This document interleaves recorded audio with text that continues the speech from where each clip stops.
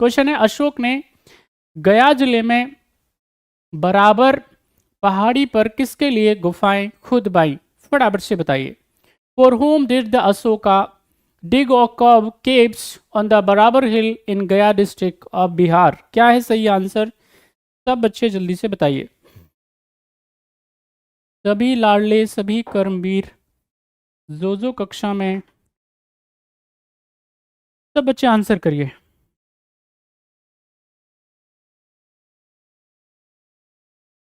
सभी कर्मवीर जल्दी जल्दी आंसर करो भैया।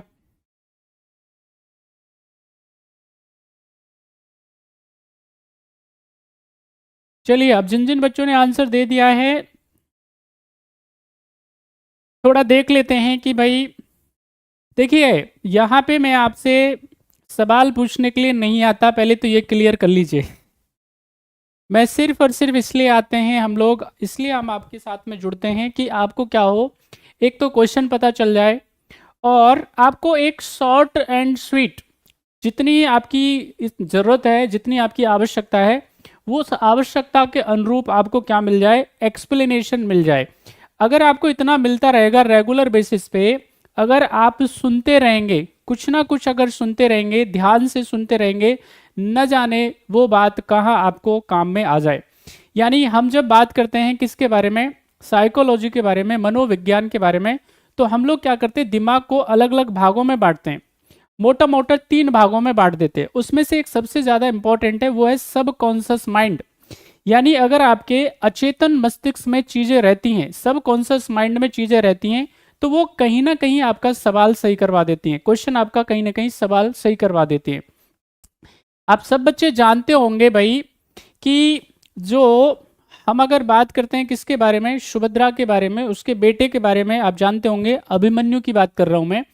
अभिमन्यु ने क्या किया था, अभिमन्यु ने अपने माता के गर्भ में ही क्या किया था, जो चक्रव्यूह है उसको तोड़ना सीख लिया था।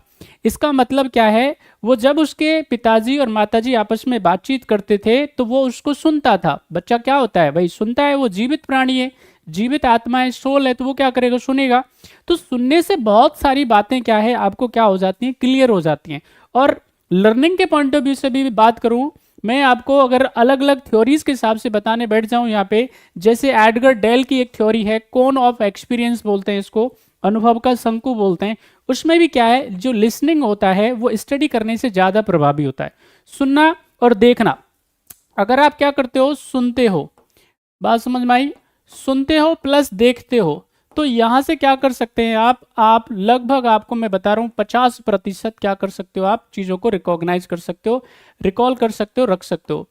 लिसनिंग से, सुनने से 20% आपको ज्ञान मिलता है और देखने से मिलता है 30%। तो टोटल आप क्या कर सकते हो, 50% हमेशा दिमाग में अपने में रख सकते हो। इसलिए हम आपके पास आते हैं, आपके सामने आते हैं, आपके साथ में कनेक्ट करते हैं। ये आपकी ड्यूटी है कि आप पूरी क्लास को बहुत ध्यानपूर्वक सुना करें और बोर्ड पे देखा करें कि भैया इधर क्या चल रहा है। चलिए, अब हम बिना देरी के हम आपको थोड़ा सा बता देते हैं। सवाल था, क्वेश्चन है, अशोक ने गया जिले में बराबर पहाड़ी पर किसके लिए गुफाएं खुदवाई? तो यहाँ पे इसका जो सही आंसर दिया है, आप सब ने आंसर दिया है, वो सही है, आजीवक। इसके बारे में तो बहुत बारी बता चुके हैं। अब यहाँ पे हम बात करते हैं इनके बारे में, ये आजीवक हैं क्या। आजीवक की जब हम बात करते हैं तो हमारे नॉर्दर्न इंडिया में, यहाँ पे याद रखना है आपको, किसमें, उत्तर भारत में, उत्तर भारत में कई सारे सेक्ट्स आते हैं, कई सारे संप्रदायों का क्या होता है, ओरिजिन होता है। कई जगह पे अलग अलग बुकों में कुछ कुछ बताया गया अलग अलग, तो ज्यादातर जगह पे बताया गया कि 62 समुदायों का क्या होता है, 62 सेक्ट्स जो है, यानी 62 समुदाय जो है उत्तर भारत में क्या होते हैं, ओरिजिनेट होते हैं। उसमें से सबसे ज्यादा जो ख्याति मिलती है, सबसे ज्यादा जो उनको प्रसिद्धि मिलती है, वो कौन होते हैं, आजीवक होते हैं। आजीवक के बाद में बात करेंगे हम लोग किसके बारे में, जैन होते हैं। जैन के बाद में क्या होते हैं, बौद्ध। जैन के बाद क्या होते हैं, बौद्ध। ये क्या है, ये कुछ सेक्ट्स हैं, ये संप्रदाय हैं। यानी कि आजीवक संप्रदाय जो है उसके बारे में बताया जाता है कि ये 5th सेंचुरी BCE के आसपास है, ठीक है कि नहीं। यहाँ पे ये जैन के बारे में बात करेंगे तो 6th सेंचुरी BCE की बात है। ऐसे ही बुद्ध की बात कर रहे हैं हम लोग, यहाँ पे आपको ये अच्छे से क्लियर होना चाहिए। अब ये आजीवक की जब चर्चा करी जाएगी तो ये क्या है, ये मैटेरियलिस्टिक क्या है, थिंकर हैं। आप ये मान लीजिए कि ये कौन है, भौतिकतावादी।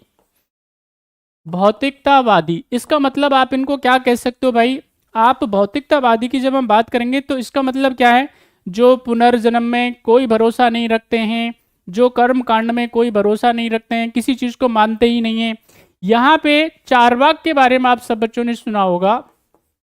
चारवाक भी क्या है, मैटेरियलिस्टिक थिंकर हैं, और ये क्या है, ये भी भौतिकतावादी हैं। इनका मानना क्या है, यावत जीवेत सुखम जीवेत ऋणम कृत्वा घृतम पिबेत भस्मीभूयस्य शरीरस्य पुनरागमनम कुता। इसका मतलब क्या होता है, जब तक जियो सुख पूर्वक जियो, आनंद पूर्वक जियो, खुशी मिलनी चाहिए, मजा आना चाहिए जीवन में। तो यहाँ पे जीवन जब तक है आनंद पूर्वक जियाना जाना चाहिए। ऋणम कृत्वा घृतम पिबेत, अगर आपको आनंद के लिए कर्जा भी करना पड़े तो आप कर सकते हो। ये किनका कहना है, ये चारवाकों का कहना है। यहाँ पे ये भौतिकतावादी चिंतक है।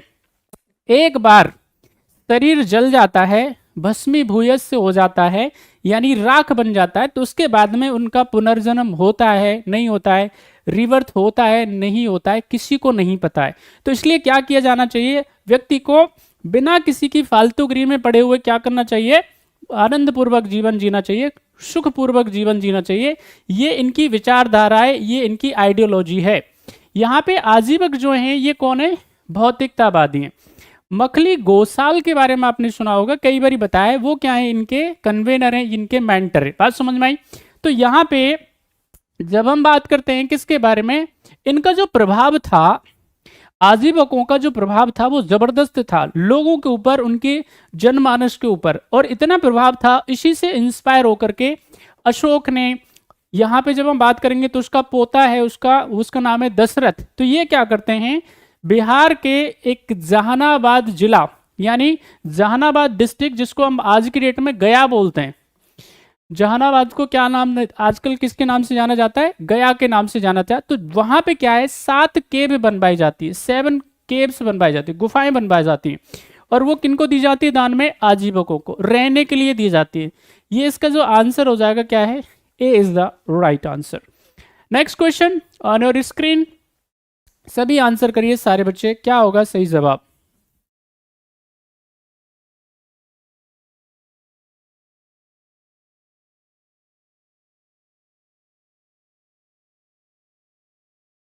क्वेश्चन आपकी स्क्रीन पे है, सारे बच्चे आंसर करिए। क्वेश्चन है, बिंदुसार के दरबार में कौन सा राजदूत या एम्बेसडर आया, फटाफट से बताइए। आपको हमारी बात कुछ कुछ समझ में आती है तो एक बारी थोड़ा कुछ हा हेलो कर दिया करो भैया, कुछ कह दिया करो, कुछ कमेंट वमेंट बोल दिया करो, बता दिया करो कि आपको हमारी बात पल्ले पड़ रही है कि नहीं पड़ रही है कि नहीं।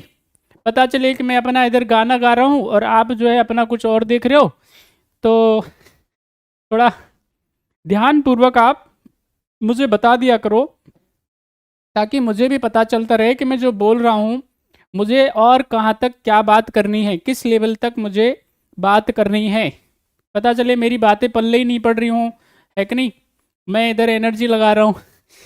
तो कमेंट कर दिया करें आप सारे बच्चे, सभी महारथी, सभी बच्चे जल्दी जल्दी बताएं। क्वेश्चन नंबर आपकी स्क्रीन पे है सेकंड, और आपको जवाब देना है क्या है सही आंसर। 10 सेकंड का समय आप सबके पास। चलिए भाई, जिन जिन बच्चों ने जवाब दे दिया है जरा देख लेते हैं। देखिए यहाँ पे हम बात कर रहे हैं किसके बारे में सवाल है, who was the ambassador in the Bindusara's court. यानी अगर हम बिंदुसार के दरबार की बात करते हैं तो बिंदुसार के दरबार में एक एम्बेसडर आया था, राजदूत आया था, तो उसका नाम क्या था। चलिए सबसे पहले तो हम बात करते हैं किसके बारे में, इन महानुभाव के बारे में। तो ये बिंदुसार जी जो हैं ये क्या हैं, एक महान पिता के बेटे हैं। Bindusara was the son of a great father, एक महान पिता के बेटे हैं, यानी इनके पिताजी का नाम क्या है, चंद्रगुप्त मौर्य, और एक महान बेटे के पिता हैं, यानी कि ये अशोक के क्या हैं, पिता हैं। आप सब बच्चों को ये पता होगा, अच्छे से आपने पढ़ा होगा, सुना होगा। यहाँ पे ये क्या करते हैं, चंद्रगुप्त मौर्य के बाद में जब चंद्रगुप्त मौर्य क्या करते हैं, श्रवणबेल गोला जा करके क्या करते हैं, संलेखना विधि से अपना प्राणोत्सर्ग करते हैं जैन धर्म को अपनाने के बाद में। जब वो जाते हैं मगध से तो अपनी गद्दी दे करके जाते हैं किसको, बिंदुसार को। और बिंदुसार फिर क्या करता है, रेन करता है, रूल करता है यहाँ पे 297 BCE से, और ये 272 BCE तक रूल करते हैं, है ना। उसके बाद में ये क्या करते हैं, अपने बेटे को, अब बेटे को गद्दी देते नहीं है, बेटा छीन लेता है 101 बेटे थे इनके, जिसमें से अशोक एक था। बात समझ में आई। 101 बेटे में से क्या था, अशोक एक था। अलग अलग श्रुतियों के हिसाब से, हिस्टोरिकल टेक्स्ट के हिसाब से बात करेंगे। तो यहाँ पे इनके दरबार की जब हम बात करेंगे तो देखो मेगस्थनीज जो है वो आता है चंद्रगुप्त मौर्य के दरबार में। ये ध्यान रखना है, मेगस्थनीज जो था वो किसका, सेल्यूकस निकेटर का क्या था, राजदूत था। यानी उसका क्या था, आप समझ लीजिए हाई कमिश्नर, एम्बेसडर था। और आता किसके दरबार में, ये आता है, आप सबको याद होना चाहिए, चंद्रगुप्त मौर्य के। यहां पे जब हम बात करेंगे तो डायमेकस जो है वो आता है बिंदुसार के दरबार में। फिलहाल तो इसका जो आंसर हो जाएगा वो सी है, डायमेकस। अब यहाँ पे डायमेकस कौन है, तो डायमेकस भाई ये एंटीओकस का क्या है, एंटीओकस फर्स्ट का, जो कि सीरिया का शासक है, उसके कोर्ट में आता है, उसके दरबार में आता है। यहाँ पे एक व्यक्ति और बचा है, उसका नाम है अशोका। अशोका के जो कोर्ट में आता है उसका नाम है डायनोशियस। और डायनोशियस जो आता है वो किसके, अशोका के दरबार में आता है, कोर्ट में आता है। क्यों आता है भाई, चर्चा करने के लिए, डिस्कशन करने के लिए। जैसे पूरी दुनिया में क्या है, जितने भी ऑलमोस्ट की अगर मैं बात करूंगा, ठीक है कि नहीं, तो भारत के क्या है, राजदूत हैं। हमारे पड़ोसी देशों के साथ में, सबके साथ में हमारे क्या है, राजदूत हैं, ठीक है, काउंसलर्स हैं। जैसे मालदीव में भी अभी क्या हो गया है, मालदीव में भी हमारे यहाँ से क्या है, काउंसलर्स की अपॉइंटमेंट हो चुकी है, जिसमें मालदीव के साथ जो लगातार हमारा विवाद चल रहा है उसके बावजूद भी क्या है, हमने वहाँ पे काउंसलर को अपॉइंट किया है। बात समझ में आई। हर देश में हमारे क्या हैं, काउंसलर्स हैं, हमारे एम्बेसडर्स हैं, हमारे राजदूत हैं, जो कि हमारी सॉवरेन टेरिटरी भी होता है।